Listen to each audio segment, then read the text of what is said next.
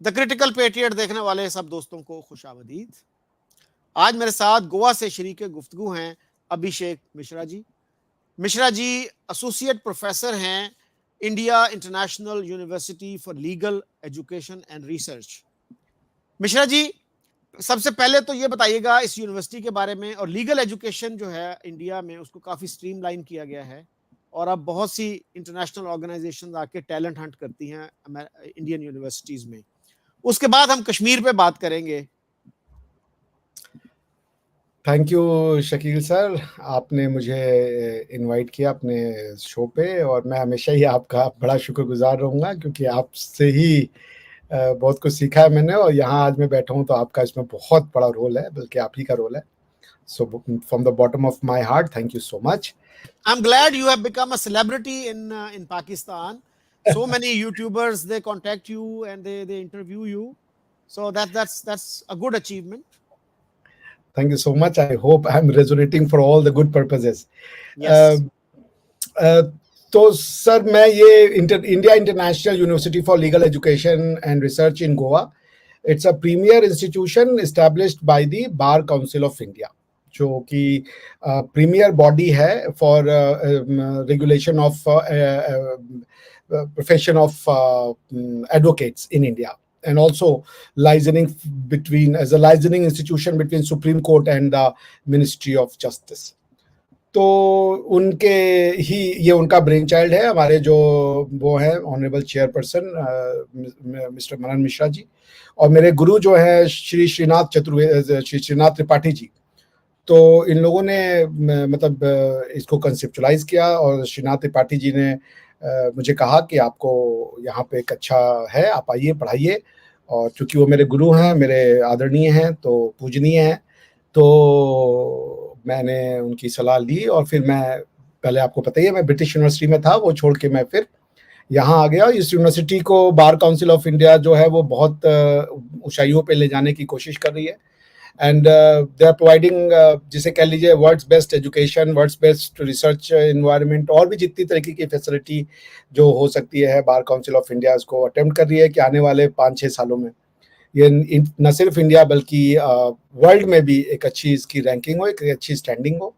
And इसी सिलसिले में हम सब लोग प्रयास कर रहे हैं कि जी लीगल एजुकेशन की जो क्वालिटी है वो इंडिया में और भी बढ़े, वो इंटरनेशनल हो, सिर्फ इंडियंस ही बाहर ना जाए बल्कि बाहर से भी लोग इंडिया में आए। और इसी दिशा में ये यूनिवर्सिटी को एस्टैब्लिश किया गया है to promote education and research in law. This is the main task. और इसकी फंडिंग मिश्रा जी कहाँ से होती है? फेडरल गवर्नमेंट करती है, प्रोविंशियल गवर्नमेंट करती है, या बार काउंसिल भी कुछ उसमें हेल्प करती है? और फीस कितनी है? फीस बहुत ज्यादा तो नहीं है कि भाई एक मिडिल क्लास का बच्चा जो है अफोर्ड ही ना कर सके? नहीं, फीस इसकी थोड़ी सी ज्यादा है, मगर फिर हमारे यहाँ और भी स्कॉलरशिप की स्कीम है, तो वो हो जाता है। चूंकि ये जो यूनिवर्सिटी है ये गोवा लेजिस्लेचर ने पास करके बनाया है, तो गोवा लेजिस्लेचर की ये जो अटेम्प्ट है कि एक गोवा में world class legal education centre बनाया जाए, और बार काउंसिल ऑफ इंडिया और गोवा गवर्नमेंट ने मिलकर के ये सपने को साकार किया। तो अब चूंकि ये सेल्फ फंडेड है, गवर्नमेंट से कोई इनका हम लोग यूनिवर्सिटी लेती नहीं है उनसे असिस्टेंस फाइनेंशियल, तो शुरू में तो ये थोड़ी सी एक्सपेंसिव है, लेकिन जो अच्छे टैलेंटेड बच्चे हैं उनको हम लोग स्कॉलरशिप देते हैं 25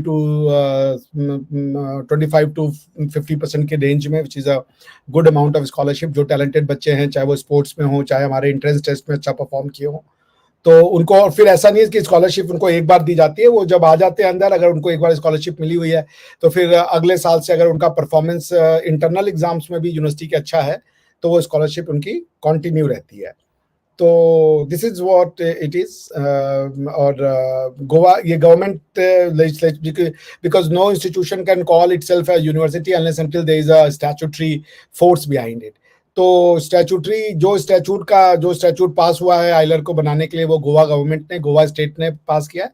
तो it's basically Goa states act, parliament के लॉ से नहीं बना है बल्कि गोवा लेजिस्लेचर के लॉ से बना है। तो गोवा की गवर्नमेंट, गोवा की आप कह लें यूनिवर्सिटी है, बट इनका सारा जो एडमिनिस्ट्रेशन है, वो बीसीआई की पर्ल फर्स्ट करके, यानी bar council of India pearl first करके एक ट्रस्ट है, वो इसको देखते हैं और उसमें बीसीआई भी जितनी पॉसिबल हो सकती है फंडिंग में वो हेल्प कर रहे हैं। इनिशियल जो सीड मनी है वो बीसीआई की पर्ल फर्स्ट ने ही दिया है जी। अच्छा, अब हम आते हैं कश्मीर इशू के ऊपर। मेरे प्रोफेसर थे कायदे आज़म यूनिवर्सिटी में, डॉक्टर एजाज हुसैन, उन्होंने पीएचडी की थी फ्रांस से। उनकी किताब है Kashmir dispute and international law perspective. India से मेरे एक दोस्त सानी जी आए हुए थे, उनके पेरेंट्स सरगोदा से ताल्लुक़ रखते थे, तो पार्टीशन के वक्त वो उधर चले गए। तो वो किताब को देख के कहने लगे कि इससे भी मोटी किताब इंडिया के एक स्कॉलर ने लिखी है। तो आप भी किताब लिख रहे हैं कश्मीर पे, और वो भी इंटरनेशनल लॉ के पर्सपेक्टिव से होगी, तो कुछ आर्टिकल्स भी आपने लिखे हैं, तो क्या है अब तक की फाइंडिंग क्या है और आपकी बुक कब तक आ रही है? मेरी बुक के तो 5 चैप्टर कंप्लीट हो चुके हैं, 3 और कंप्लीट करने हैं, उसके पहले कुछ और भी काम आगे डिले हो रही है, बट 5 चैप्टर कंप्लीट हो चुके हैं। देखिए, बुक मेरे ख्याल से अगले साल तक आ जानी चाहिए, क्योंकि 3-4-5 महीना तो एडिटर्स के पास ही लग जाता है, तो this is my anticipated time. जो बुक का प्रीमाइस है, मेरी बुक का प्रीमाइस वो कश्मीरी स्पेसिफिक नहीं है, बल्कि law of principal of self determination, इसको समझने का प्रयास किया गया कि what exactly was principal of self determination, इसकी लीगल वैल्यू क्या है, इसकी इंटरनेशनल लीगल मीनिंग क्या है, इसकी कॉन्स्टिट्यूशनल लीगल मीनिंग क्या है। इन्हीं के ऊपर इसके ऊपर डेलिब्रेशन दिया गया है कि कैसे सेल्फ डिटर्मिनेशन को एज अ कॉन्स्टिट्यूशनल गवर्नेंस का प्रिंसिपल इंट्रोड्यूस किया गया, और ये क्या कंट्रीब्यूट करता है डीकोलोनाइजेशन में और कॉन्स्टिट्यूशनल गवर्नेंस में। That is the idea of the book. अच्छा, पॉलिटिक्स भी लॉ के साथ ही जुड़ी हुई है, तो उसमें हमारे यहाँ बहुत मशहूर एक कोटेशन है जिन्ना साहब की कि कश्मीर जो है ना वो जगुलर वेन है या शाह रग है पाकिस्तान की। और उनका एक और मशहूर कोट भी है एजी नूरानी ने, जो सबसे बड़ी किताब लिखी है कश्मीर इशू पे, जो ऑक्सफोर्ड यूनिवर्सिटी प्रेस कराची ने भी पब्लिश की 2014 में। बेसिकली तो वो उनके पुराने आर्टिकल्स की कंपिलेशन है, लेकिन वो सबसे बड़ी किताब मेरे ख्याल में इस वक्त कश्मीर इशू पे है। उसमें उन्होंने जिन्ना साहब को कोट किया है कि Kashmir will fall into our lap like a ripe fruit. तो आपके ख्याल में जिन्ना साहब के पर्सपेक्टिव से क्या where did things go wrong? और फिर एक और भी कोटेशन उसमें है कि माउंटबेटन जब लाहौर आए 1 नवंबर 1947 को, तो उन्होंने प्लेबिसेट ऑफर किया जिन्ना साहब को कश्मीर, जूनागढ़ और हैदराबाद दक्कन में, लेकिन उन्होंने इनकार कर दिया। और पाकिस्तान में कुछ लोगों ने इस किताब को रिव्यू भी किया है और किसी ने बेसिकली डिस्प्यूट नहीं किया इस बात को कि उन्होंने ये कोई खुद से तारीख घड़ ली है, he is making up history, ऐसी बात नहीं है। तो आप कैसे देखते हैं इन स्टेटमेंट्स को? देखिए, इन स्टेटमेंट्स को तो कंटेम्प्ररी जो उस समय का जिसे हम कहते हैं हिथर्टो जो भी चीजें अकर कर रही थी, सिचुएशन डे टू डे पे इवोल्व कर रही थी, बिकॉज कि अगर इसको ऐसे देखा जाए तो मिस्टर जिन्ना 1940 तक तो ये इमेजिन भी नहीं करते थे कि पाकिस्तान को एक इंडिपेंडेंट कंट्री बनेगी एज सच। तो वो तो एक ऑटोनॉमस रीजन की डिमांड कर रहे थे with more extra legal power, उस टाइप कॉन्स्टिट्यूशनल पावर उसकी डिमांड कर रहे थे। तो चीजें धीरे धीरे धीरे होती चली गई और फिर वो Kashmir somehow became one of the bone of contention, because कि आपने क्वेश्चन पूछा कि where did things go wrong. The question is that where did it become right? When was it right? What was right about all these things? There was the seed itself was wrong. It was supposed to give you what you call a barbarous tree or a fruitless tree or a poisonous tree rather than any tree which will give you shades, fruit and other kind of life saving benefits out of it. So two nation theory के आधार पे ये सब demand किया गया ना, तो बीज इसका जो है वो टू नेशन थ्योरी है। और ये बीज जो है इसको कश्मीर पे कोई 2000 किताबें लिख दे उससे पहले उसको टू नेशन थ्योरी पे कम से कम 2 चैप्टर लिख के बताना पड़ेगा कि टू नेशन थ्योरी क्या है, क्योंकि क्लेम आपका तब बनेगा जब आपका राइट एग्जिस्ट करेगा। प्रिंसिपल ऑफ सेल्फ डिटर्मिनेशन के लिए आपको यूएन चार्टर के ही अधीन में जाना पड़ेगा। हालांकि principal of self determination human rights के ट्रीटीज में आईसीसीपीआर में भी बाद में डेवलप हुआ, लेकिन आईसीसीपीआर आईसीएससीआर में, लेकिन चूंकि जब ये इंडिया पाकिस्तान का मैटर था उस समय तो सिर्फ यूएन चार्टर ही एग्जिस्ट करता था, आईसीसीपीआर और आईसीएससीआर तो बाद में आए। तो क्वेश्चन ये है कि क्या टू नेशन थ्योरी की एप्लीकेशन हो सकती है principle of self determination? I am not saying right to self determination. One need to understand principle of self determination, then only there will be a right to determination, because self determination जो है उसको दिया गया था in the context of decolonization. आप डीकॉलोनाइजेशन के बिना self determination, UN charter के अंदर के self determination, because self determination को भी जिन लोगों ने पढ़ा है, जो स्कॉलर्स ने, वो उसके तीन या दो कह ले, यहाँ पे सिंपल करते हैं, दो उसके एस्पेक्ट दिए हैं: internal aspect of self determination and external aspect of the self determination. An internal aspect of self determination is constitutional governance. जब आप वोट देने जाते हैं तो आप सेल्फ डिटर्मिनेशन की प्रिंसिपल को अप्लाई कर रहे होते हैं कि हमको इससे नहीं, इससे गवर्न होना है. जो सेल्फ डिटर्मिनेशन ऐसा जिसको कि आप एक कॉन्स्टिट्यूशन या creation of state in international law through the will of the people की बात कर रहे हैं, वो सिर्फ और सिर्फ डीकॉलोनाइजेशन के सेंस में थी. जैसे ब्रिटेन के लोग अपनी क्वीन से अलग होकर के नए कंट्री की डिमांड नहीं कर सकते थे, तो सेल्फ डिटर्मिनेशन को प्रूव करने के लिए आपको जो दो चीजें चाहिए थी, वो चाहिए था नंबर 1 कि आपके पास राइट टू सेल्फ डिटर्मिनेशन हो यूएन चार्टर के अंदर में, और दूसरी चीज कि आपके लिए वो रिक्विजिट एलिमेंट हो जो कि जिस ग्रुप को राइट टू सेल्फ डिटर्मिनेशन दिया जा सकता है.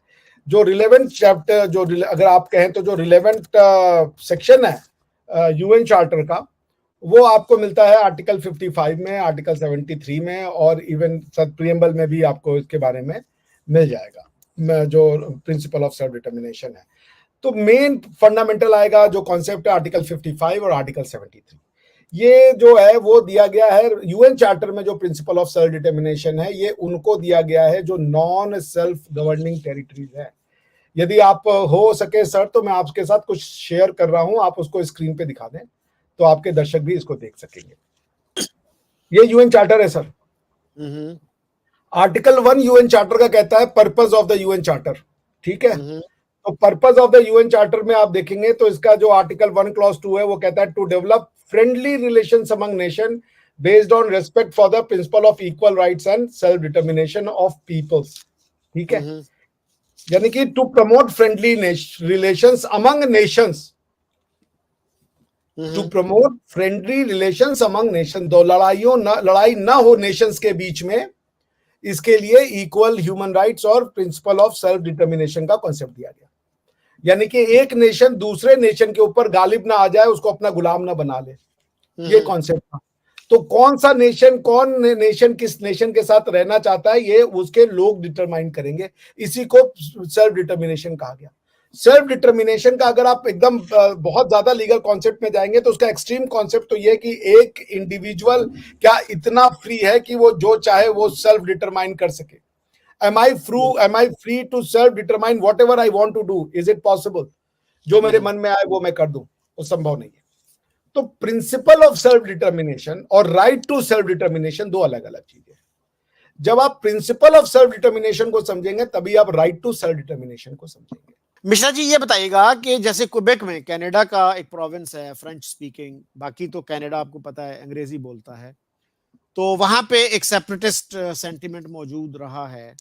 तो वहां पे उन्होंने ये नहीं कहा कि तुम्हें कोई राइट नहीं है, उन्होंने कहा अच्छा डेमोक्रेटिक तरीका है, हम वहां पे एक रेफरेंडम करवा देते हैं या प्लेबिसिट करवा देते हैं. इसी तरह से स्कॉटलैंड में हुआ, और बास्क जो है स्पेन का जो रीजन है उसमें भी एक सेंटिमेंट पाया जाता है सेपरेटिज्म का. तो क्या अब गवर्नमेंट्स ये कह सकती हैं कि भाई नहीं, no separatism, we will crush it with brute force? क्या करें अब अगर कहीं एक सेपरेटिस्ट सेंटिमेंट है, how should the governments deal with it? वही जो मैं यूएन चार्टर पे आऊंगा, फिर से पहले मैं बता दूं आपको, सेपरेटिस्ट सेंटिमेंट अगर रिलीजन के ग्राउंड पे है, किस ग्राउंड पे वो देखना पड़ेगा. क्योंकि ऐसे तो जितने भी कॉन्स्टिट्यूशनल गवर्नेंस हैं इनको, बिकॉज की कॉन्स्टिट्यूशनल गवर्नेंस का मतलब ही होता है नेशनल गवर्नेंस. आप यूरोप के सेंस में जाएंगे तो कॉन्स्टिट्यूशन का मतलब होता है nation state. So constitution is a tool of a nation to politically govern itself. ठीक है ना. तो कॉन्स्टिट्यूशनल गवर्नेंस के बाद भी अगर उसमें कोई अपने आप को रिलीजन के बेसिस पे वो कर रहा है नेशन का क्लेम, तो वो नहीं हो सकता, क्योंकि कॉन्स्टिट्यूशन की शुरुआत ही होती है जब आप सेक्युलराइजेशन करते हो, which means you simply take away political power from the religion, और आप उसके उस पॉलिटिकल पावर जो कि आपने रिलीजन में से निकाला है कॉन्स्टिट्यूशन का निर्माण करते हो। तो यदि मान लीजिए कोई आदमी, ये कोई ग्रुप कह रहा है चूंकि हमारा रिलीजन अलग है और उस रिलीजन को ही हम नेशन मान रहे हैं, तो ये फ्लॉड आर्ग्यूमेंट होगा। मगर अगर आपका नेशन है, जिस नेशन के अंदर में आप रह रहे हो, आप अगर कॉलोनाइजेशनल स्टेटस में हो, तो आपका जो क्लेम है वो उसको एंटरटेन किया जाएगा। उसके लिए आपको जनरल असेंबली का रिजोल्यूशन 1514 देखना पड़ेगा। 2 रिजोल्यूशन है डीकॉलोनाइजेशन के ऊपर, अगर आप बोलेंगे तो वो भी मैं आपके साथ शेयर कर देता हूं फॉर योर क्या कहते हैं, दर्शकों के लिए। मैंने अपने आर्टिकल में इसको कोट किया था दोनों को। तो एक तो 1514 है, आप बोलिए तो मैं उसको दिखा देता हूं कि डीकॉलोनाइजेशन होता क्या है। ब्रीफली बता दीजिए, वैसे बता दीजिए। तो डीकॉलोनाइजेशन के लिए ये आपको प्रूव करना होता है। ये तो यूएन चार्टर है, आप इस यूएन चार्टर के अगर उसमें जाएं, मैं आपको आर्टिकल 55 में ले चलता हूं सीधे। ये देखिए, सॉरी आर्टिकल 73 पे ये देखिए, ये है declaration regarding non self governing territories. तो लोग, पीपल और टेरिटरी के बीच का होना चाहिए। Article 73 falls in the chapter 11 of the United nation charter which is regarding non self governing territories. यदि आप उस टेरिटरी के लोग हो जिस टेरिटरी पे आपकी गवर्नमेंट नहीं चल रही है बल्कि किसी और की गवर्नमेंट चल रही है, तो आप नॉन सेल्फ गवर्निंग टेरिटरीज के उसमें आ जाओगे, यानी डीकॉलोनाइजेशन के उसमें आ जाओगे। सो लोगों को हक नहीं है, हक उन टेरिटरीज को है जो कॉलोनाइज्ड है। और कॉलोनाइजेशन को डिटरमाइन करने का जो तरीका है, आपको ये समझना पड़ेगा, वो ये है कि भाई हाउ टू डिटरमाइन कि भाई समवन आर कॉलोनाइज्ड, इसका कोई तो तरीका होगा। तो उसके लिए उन्होंने यूनाइटेड नेशन का जो जनरल असेंबली का रिजोल्यूशन है, उस रिजोल्यूशन को उन्होंने उसमें ये कहा था कि जो होस्ट स्टेट है और जो नॉन होस्ट स्टेट है, उसके बीच में रिलेशनशिप होना चाहिए सबजुगेशन का और नॉन सबजुगेशन का।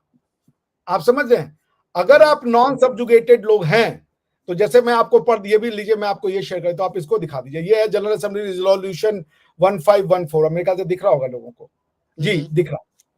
अब ये जनरल रिजोल्यूशन असेंबली का रिजोल्यूशन 158 डिक्लेयर्स क्या, the subjection of peoples to alien subjugation, domination and exploitation constitutes a denial of fundamental human right। ठीक है ना?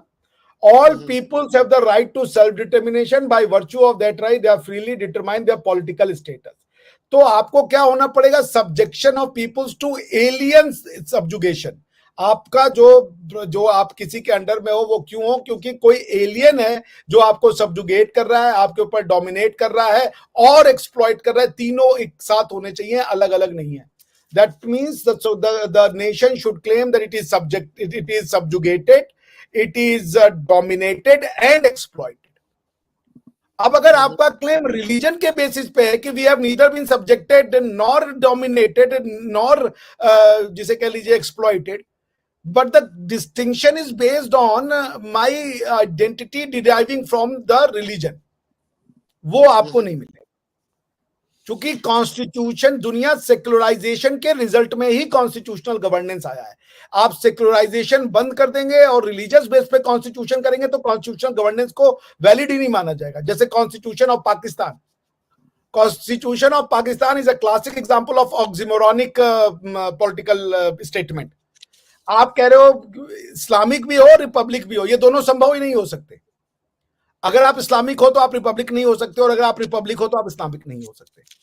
अच्छा जी, 3-4 मुल्क ऐसे हैं जो अपने आप को इस्लामिक रिपब्लिक कहते हैं। Pakistan is not alone. Iran भी कहता है कि हम, ईरान भी है, फिर मॉरितानिया है, अफ्रीका में एक कंट्री है छोटा सा। तो अब कैसे कह सकते हैं कि जी इस्लामिक और रिपब्लिक इकट्ठे क्यों नहीं हो सकते? अब मैंने ईरान का कॉन्स्टिट्यूशन नहीं देखा, मैं जरूर देखूंगा। देखिए क्यों नहीं हो सकता, मैं बता दूं आपको। आप यदि जो constitutional governance is the philosophy, is the result of the philosophy of popular sovereignty. Source of the source जिसको समझना बहुत जरूरी है। जैसे कि आपको पता है कजाकिस्तान का कॉन्स्टिट्यूशन मैं आपको दिखाता हूं और उससे आपको आपके दर्शकों को चीजें जो है वो ज्यादा अच्छे से समझ में आएंगी, ठीक है ना, क्योंकि वो जो मैं कहना चाहता हूं उसके लिए कॉन्स्टिट्यूशन का देखना बहुत जरूरी है। आप अगर कॉन्स्टिट्यूशन ये देखिए, ये मैंने आपके सामने कजाक कॉन्स्टिट्यूशन जो कि 1995 बना है वो बना दिया। We the people of Kazakhstan, आपको पता है कजाकिस्तान में 85% लोग इस्लामिक फेथ को फॉलो करते हैं, ठीक है ना sir. We the people of Kazakhstan united by common historic faith creating state of indigenous Kazakh land considering ourselves peace loving blah blah blah. अब इनका आर्टिकल 3 देखिए, बड़ा इंटरेस्टिंग है। ये कह रहे हैं the people shall be the only source of the power, ये मैंने हाईलाइट कर दिया। कोई भी कॉन्स्टिट्यूशन जो ये कह रहा है कि सोर्स ऑफ पावर लोग ना होकर के कोई गॉड है और गॉड के थ्रू हम उसके बिहाफ पे वो कर रहे हैं सोर्स ऑफ पावर, तो फिर वो कॉन्स्टिट्यूशनल गवर्नेंस नहीं कर सकता, क्योंकि गॉड ने इलेक्शन की व्यवस्था इस तरीके की नहीं दी है। और इलेक्शन को डेमोक्रेसी समझना दुनिया की सबसे बड़ी मूर्खता है। डेमोक्रेसी इलेक्शन का नाम नहीं है, डेमोक्रेसी फ्री सोसाइटी का नाम है। डेमोक्रेसी के लिए 5-6 प्री कंडीशन है, जिसके लिए आप पढ़ ले उसकी किताब, इमैनुअल कैंट की किताब है the philosophical sketch perpetual peace, the philosophical sketch of a constitutional governance. उस किताब में जब तक आप रिपब्लिक आप तब बनोगे जब आप राजशाही से अलग हो जाओगे, क्योंकि राजशाही जो है वो ब्लू ब्लड को और नॉन ब्लू ब्लड को, कॉमनर और नॉन कॉमनर करता है। रूल ऑफ लॉ नहीं होता वहां पे। रूल ऑफ लॉ जो है सबको इक्वल बना देता है, सबको। अब यदि आप ये कह रहे हो कि हमारे कॉन्स्टिट्यूशनल की वैलिडिटी डिराइव होती है कुरान से, तो कुरान में सब तो इक्वल नहीं है sir, with all due respect. मैं तो कुरान में, मैं चूंकि मुशरिक हूं तो मैं कुरान के हिसाब से इक्वल नहीं हूं। तो आप कॉन्स्टिट्यूशनल गवर्नेंस की जो फाउंडेशनल जो ईंट है उसको डाले बिना आप कह रहे हो कि हम इलेक्शन के थ्रू गवर्नमेंट बनाएंगे और उस गवर्नमेंट के थ्रू हम इस्लाम का रूल नाफिज करेंगे। This is nothing but fraud to the constitution. Rule of law लाने के लिए 5-6 कंडीशन तो लाने पड़ेंगे आपको। Absolute equality between human being, the rulers and the ruled, all horizontally vertically all equal. उसके बाद जो दूसरी उसमें रिक्वायरमेंट होता है कि लोग जो हैं उनको आप प्रॉपर्टी की तरह ट्रीट नहीं कर सकते।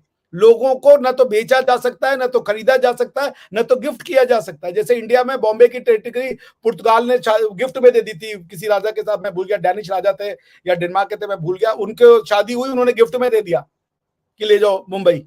यानी लोग सोए थे अपने आप को इंडियन समझ के, सुबह उठे तो पता चला वो डैनिश हो गए हैं या डेनमार्क के बीच कहीं पे थे, मैं वो फैक्ट बार बार भूल जाता हूं। पॉइंट ये है कि जब आप रिपब्लिक फॉर्म ऑफ गवर्नमेंट में जाते हो तो फिर लोग मालिक हो जाते हैं, हर आदमी अपने आप में डिविनिटी हो जाता है। ये दोनों फ्रॉड नहीं चल सकते साथ में। आप कहो कि बाकी जी जी। अच्छा मिश्रा जी, इसका मतलब है कि कश्मीर के ऊपर जो प्रिंसिपल ऑफ सेल्फ डिटर्मिनेशन है वो अप्लाई नहीं होता आपके ख्याल नहीं से? होता, तो बिकॉज फिर क्या कश्मीर बलूचिस्तान पे वो अप्लाई होता है? जी। बलूचिस्तान पे बिल्कुल अप्लाई होता है वो, बिकॉज कि बलूचिस्तान का कैसे? सिचुएशन, देखिए मैंने कहा कि बलूचिस्तान के जो पूरे लोग हैं, not on the basis of religion but because being of Baloch, और उनकी जो गवर्नमेंट थी, उनकी जो क्या नाम था वो, कलात थे, राजा ऑफ कलात, या मैं नाम भूल रहा हूं, वो एक अलग प्रिंसली स्टेट थी, या वो इंडिपेंडेंट हासिल कर चुकी थी पहले। वो बाद में अपने फोर्स के थ्रू वो किया, उसको अपने में मिलाया। बलूचिस्तान की जो नेशनलिस्ट मूवमेंट है वो रिलीजन के आधार पे नहीं है। वो कह रहे कि वी आर बलोच, और Baloch are different from Punjabis, Baloch are different from the Sindhis and different from Pashto, और हमारी आइडेंटिटी अलग है, हमारा कल्चर अलग है। आप हमारे रिसोर्सेज का उपयोग कर रहे हो, दुरुपयोग कर रहे हो, आप हमारे ऊपर नाजायज काबिज हुए हो। तो क्वेश्चन ये है कि अगर डिटरमाइन करना है एप्लीकेशन, तो 2 प्रिंसिपल लगेंगे हमको ये एस्टैब्लिश करने के लिए कि whether Balochistan will be subjected to the principle of self determination under article 73 of the UN charter और नॉट। नंबर 1 कि क्या वो सेल्फ गवर्निंग टेरिटरी है। सारा बलूचिस्तान का मूवमेंट कब से कह रहा है कि ये सेल्फ गवर्निंग टेरिटरी नहीं है, आपने फोर्स के थ्रू, क्या नाम है, वेपन के थ्रू जो है आपने हमारे ऊपर कब्जा किया अटैक करके, ठीक है। देखिए मिश्रा जी, उसमें ये फिर ये बात, मिश्रा जी इसमें फिर ये भी जी बोलिए बात सर। आती है ना कि वहां पे सिर्फ बलोच नहीं रहते, बहुत सारे पश्तून भी वहां रहते हैं।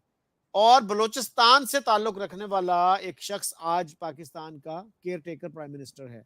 अनवारुल हक काकड़। उससे पहले भी जफरुल्लाह जमाली पाकिस्तान के वजीर आजम रह चुके हैं और वो बलूचिस्तान से ताल्लुक रखते थे। बलूचिस्तान का जो चीफ मिनिस्टर होता है, जो गवर्नर होता है, वो अक्सर बेशतर वहीं से होते हैं ना। चीफ मिनिस्टर तो हमेशा से वहीं से होता है, तो गवर्नर भी अक्सर वहीं से होता है। तो कैसे आप कह सकते हैं कि ये सेल्फ गवर्निंग टेरिटरी नहीं है? वो बलूच पीपल की साइक को तो नहीं रेस्पेक्ट करते ना। अगर बलूच मान लीजिए जैसे मोहम्मद अली जिन्ना थे, क्या वो भारत के सारे मुसलमान टू नेशन थ्योरी को मान रहे थे? नहीं मान रहे थे।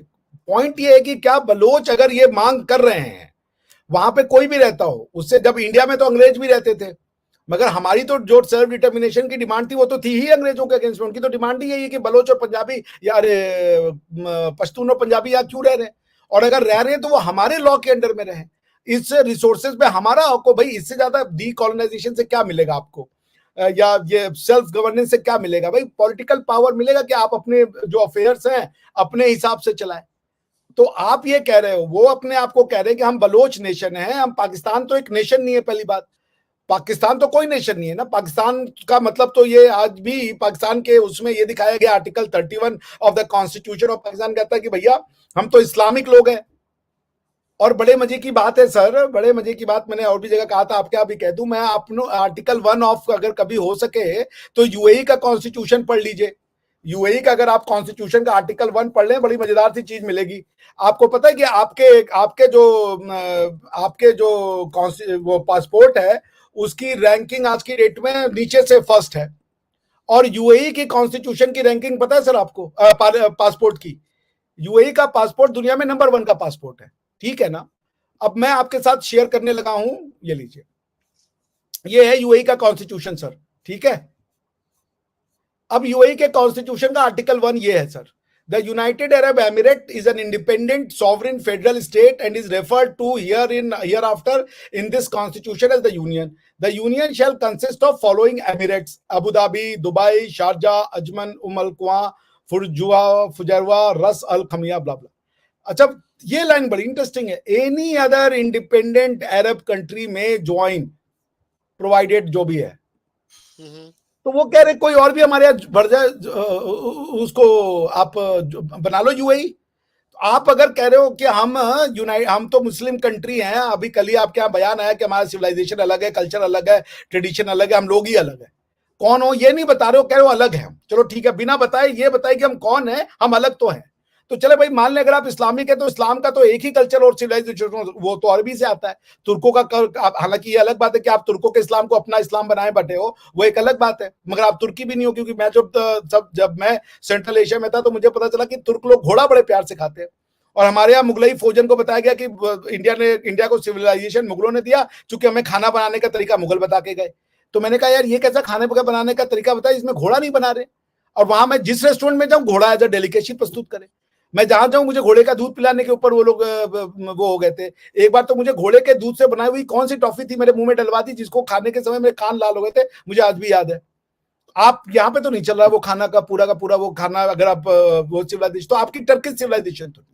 तो इस्लामिक सिविलाइजेशन तो भाई एक ही होती है, अरबिक सिविलाइजेशन।